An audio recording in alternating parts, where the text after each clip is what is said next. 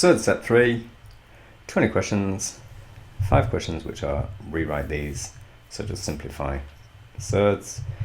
Second set of 5 is to add or take away after we've simplified 2 surds. And then the last 10 questions are rationalized denominators, easy 5, and then the harder 5, where we've got compounds of a surd with a rational and a surd. Okay, so I'm not going to dwell because I've got 10.5 minutes to beat. Let's see what we can do. Root 8 we should know by now is 2 root 2. Root 180 is 5 36s. So root 5 times root 36, so that's 6 root 5. Root 128 is 64 2s. So that is, the square root of 64 is 8 root 2s. 288 is 2 times 144. So the square root of 144 is 12 root 2s. Root 405, well, 405 is 3 times 135. And that's 9. I think we might have to do this. There is a better way, or an alternative way that I didn't show you before, and I don't think it's going to take too long to show you. If we do the trick that I showed you earlier when we were doing factorizing quads, put the number in as the answer, and we do shift fact. Remember that button there? Yeah, it says fact on it, F-A-C-T. If you do shift fact, we've got 3 to the power 4 times 5. So this is the square root of 3 to the power 4 times 5. And 3 to the power 4 is 81. So we've got 81 5s. So root 81 times root 5, which is equal 9 root 5. Hooray. Do you like that? Right.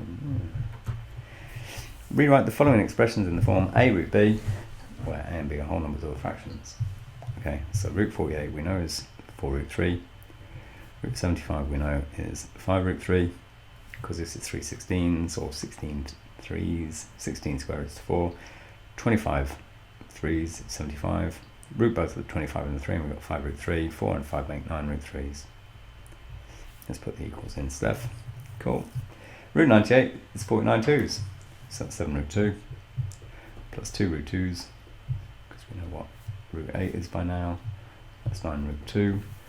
Root 99 is 9 11s, I think. So we've got 3 root 11. We're going to take away root 44 is 4 11s rooted. So root 4 is 2. Root 11 is root 11. 3 root 11s. Take away 2 root 11s is a single root 11. Don't write 1 root 11. Don't write 1 times, just like you don't write divide by 1. 3 times root 20. Well, we know root 20 by now is 2 root 5s. Take away 2 times.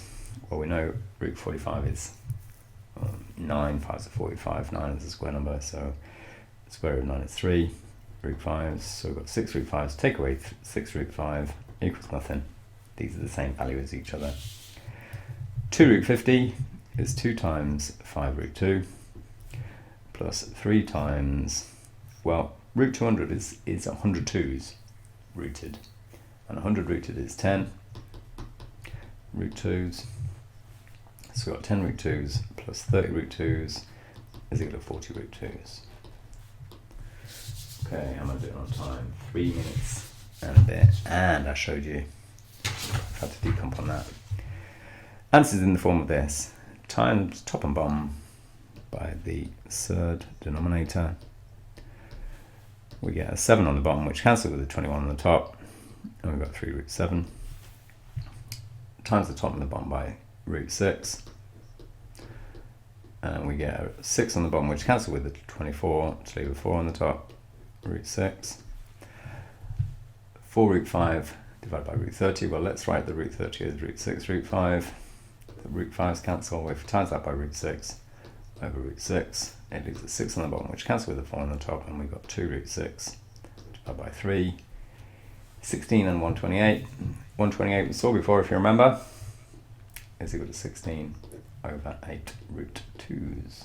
And the 16 cancel, and 2 divided by root 2 is just root 2.